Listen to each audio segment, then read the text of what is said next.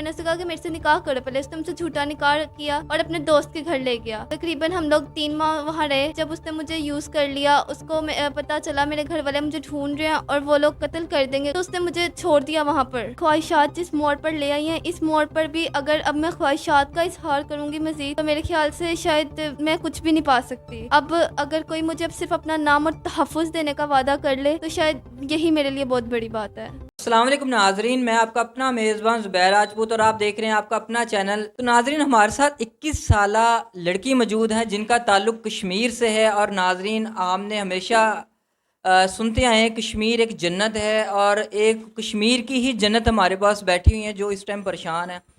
इनसे बात करते हैं कि ये कश्मीर से मुल्तान कैसे पहुंची, किस लड़के के झांसे में आ गई, अपने घर वालों से दूर बैठी हुई परेशान है, क्या मुश्किलात हैं, चैनल पे क्यों आ रही हैं। अस्सलाम वालेकुम। वालेकुम अस्सलाम। जी बताइएगा, आपने बताया कि कश्मीर में एक विज़िटर आता है और उसके झांसे में आके आपने अपनी ज़िंदगी लाइफ ख़राब कर ली है और अब दर बदर के धक्के खा रही हैं, ये सारा माजरा है क्या और शुरुआत कैसी हुई इसकी? मैं कश्मीर के एक इलाके में रहती थी। वह पहाड़ों पर हमारा घर था और जी। हमारे ख़ानदान में बच्चियों को बहुत ज़्यादा कंज़र्वेटिव तरीके से रखा जाता था। वहाँ पर हमें बाहर निकलने की इजाज़त नहीं होती थी। अच्छा। मगर एक विज़िटर आता है, किसी हमारे घर के साथ एक होटल था, वहाँ विज़िटर आए और हम लोग कुछ सामान लेने के लिए बाहर जाते थे। तो 1-2 दिन मैंने देखा, वो मुझे देखता रहता था मुसलसल। मैंने 3-4 दिन नोटिस किया और चौथे दिन फिर हमारी बात हुई। वहाँ से हमारी अंडरस्टैंडिंग होना स्टार्ट हुई। 5वें छठे दिन हमारे नंबर एक्सचेंज हो गए और मैं तकरीबन 1 हफ़्ते के बाद वो वापस चला गया। आपके दिल में ख़्याल नहीं है जब आपने नंबर एक्सचेंज किया, आपने कहा ये अनजान शख्स है, अनजान शहर का है, आप एक कश्मीरी लड़की हैं, पहाड़ों पे रहने वाली, तो आपको डर नहीं लगा? क्या वजह थी कि आपने नंबर एक्सचेंज कर ली? वो एक बहुत ही मतलब शरीफ टाइप लड़का उसने अपने आप को दिखाया था। अपना एक इमेज उसने ऐसा बिल्ड किया था कि मुझे लगा कि शायद बहुत अच्छा लड़का है और मुझे भी एक सहारे की तलाश थी। मैं उसके झांसे में आ गई, मैंने उससे बात करना शुरू कर दी। जब वो वापस गया हफ़्ते के बाद हमारी टेक्स्ट मैसेजेस पर बात होना शुरू हो गई। मुझे बताइएगा, ऐसी क्या वजह थी जो आपको सहारे की तलाश थी? क्या आपके दिल में ऐसी चीज़ थी कि जो आपको लगा कि मुझे इस लड़के के इसके साथ जाना चाहिए?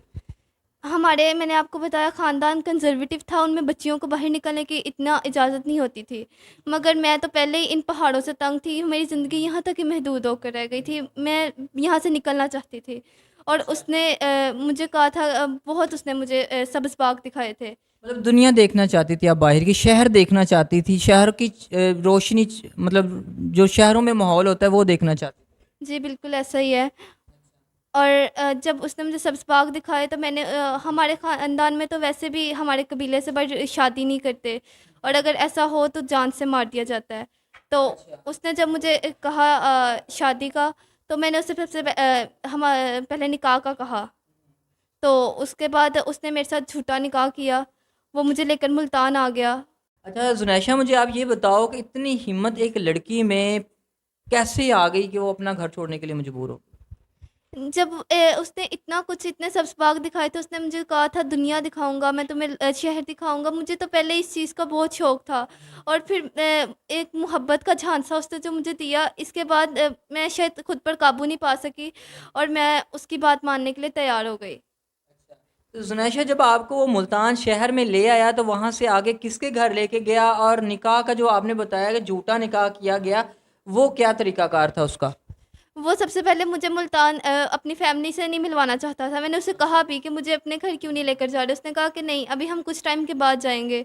फिर उसने मुझसे झूठा निकाह किया। फिर मैंने उससे कहा कि मेरे से निकाह करो पहले। उसने मुझसे झूठा निकाह किया और अपने दोस्त के घर ले गया। तकरीबन हम लोग 3 माह वहाँ रहे और जब उसने मुझे यूज़ कर लिया, उसको पता चला मेरे घर वाले मुझे ढूँढ रहे हैं और वो लोग कत्ल कर देंगे अगर उनको मैं मिल गई, तो उसने मुझे छोड़ दिया वहाँ पर। आपको जुनैशा ये कैसे पता लगा कि आपके घर वाले आपको तलाश कर रहे हैं और वो आपको जान से मारने की धमकियाँ दे रहे हैं या वो मार देंगे? मैंने काफ़ी टाइम हो गया था मैं इसके साथ रह रही थी, तो मगर मुझे भी अपने घर वालों की अब याद आने लग गई। मैंने मेरी सहेली का एक का नंबर था मेरे पास, मैंने उसे कॉल की और पूछा अपने घर वालों का, तो उसने मुझे बताया कि वो लोग मुझे बहुत बेताबी से ढूंढ रहे हैं। उनको अगर मैं मिल गई तो वो मुझे जान से मार देंगे। मैंने उससे बहुत तरले किए, बहुत वास्ते दिए कि मेरा मत बताना उन्हें। उसके बाद उसने मुझे बताया कि ऐसे-ऐसे तुम्हारे घर वाले तुम्हें ढूँढ रहे हैं और ये। और जब मैंने ये बात उससे शेयर की, उस लड़के से, तो उसने आगे से मुझे ये रिस्पॉन्स दिया, वो मुझे छोड़कर चला गया। और वो निकाहनामा मेरे पास था, वो मैंने जब किसी को दिखाया तो तब मुझे पता चला कि निकाह भी झूठा था जो उसने मेरे साथ किया। उसने सिर्फ़ मुझे यूज़ किया। अच्छा जुनैशा, कितने माह हो चुके हैं वो आपको छोड़ के जा चुके हैं, आप अकेली रह रही हैं इस टाइम? 1 माह हो गया है, वो मुझे छोड़कर जा चुका है। आपको लगता है कि वो वापस आ जाएगा या कोई उम्मीद रखती हैं आप उसके वापस आने की? और निकाह भी आपके बकौल आपने बताया कि आपने वो चेक करवाया, पता करवाया, तो वो भी झूठा है। तो अभी कैसे सर्वाइव कर रही हैं, 1 माह से कैसे गुज़ारा कर रही हैं? जो शख़्स पहले छोड़कर चला गया, जिसने झूठा निकाह किया, वो वापस क्या आएगा, उससे क्या उम्मीद रख सकती हूँ मैं? अच्छा जुनैशा, कैसे गुज़ारा कर रही हो 1 माह अकेली लड़की कैसे गुज़ारा कर रही है? मालिक मकानों का आपसे क्या रवैया है? उसने वह जो मुझे घर अपना बताया था कि मेरे दोस्त का है, लेकिन ये उसके दोस्त का घर नहीं था, उसने ये भी झूठ बोला था। और उसने खुद ही रेंट पर कोई घर लिया हुआ था। 1 माह का रेंट दिया, 2 माह का रेंट रहता है, बिजली के बिल रहते हैं। मालिक मकानों को उसने कहा था कि मेरी तनख्वाह आएगी तो मैं दे दूँगा। अब मालिक मकान यहाँ तक तो सपोर्ट कर रहे हैं कि एक लड़की के लिए कहाँ जाएगी? तो बस मैं उनका ही कुछ काम कर देती हूँ, या मोहल्ले में जाकर कोई काम कर लेती हूँ तो कुछ पैसे आ जाते हैं तो वो दे देती हूँ। मगर इस तरह वो भी अब तंग आ गए हैं, वो बस ज़िद है कि अपना बंदोबस्त कहीं और करो। इस तरह अब कैसे चल सकता है? क्या कहते हैं? वो भी अब यही कहते हैं कि या तो इस घर को खाली कर दो या वापस चली जाओ अपने घर। क्योंकि वो भी तंग हैं, क्योंकि उन्होंने भी इसी घर से अपना चलाना होता है सारा सपोर्ट सिस्टम। बस ऐसे ही। अच्छा जुनैशा, आप एक लड़के के चक्कर में घर छोड़ आई हो, अपने माँ-बाप को छोड़ दिया जिन्होंने आपको सारी ज़िंदगी पाला, और आगे एक लड़के के चक्कर में आपने भरोसा करके अपनी ज़िंदगी को ख़राब कर लिया है। क्या सोचा है मुस्तक़बिल के बारे में? आगे क्या होगा? कैसे गुज़ारा करेंगे? मैंने ऐसी ज़िंदगी के बारे में सोचा भी नहीं था जो मुझे मिली। मगर वो फिर से वही बात है, ख्वाहिशात इंसान की किस मोड़ पर ले आती है इंसान को, कि आज मैं यहाँ हूँ और आज मैं अपनी गलती पर इतना पछता रही हूँ कि शायद काश मैं उस टाइम वहाँ से ना निकली होती, अपनी ख्वाहिशों पर काबू पा लिया होता, तो आज मैं यहाँ ना होती। मगर अब मुझे मुस्तकबिल के लिए, मैं अपने घर गई तो वो लोग भी मुझे जान से मार देंगे, वो लोग ज़िंदा नहीं छोड़ेंगे। और मुस्तकबिल के लिए मुझे कुछ न समझ नहीं आ रहा, मैं क्या करूँ? अब कोई मुझे समझ नहीं आ रहा, कोई मुझे अपनाएगा भी कैसे? जी जुनैशा, आपकी वीडियो पूरे ऑल ओवर वर्ल्ड में देखी जा रही है, और हमारे चैनल के जो देखने वाले हैं बहुत ज़्यादा हेल्प करते हैं लोगों की, हमारे चैनल पे इत्मीनान करते हैं।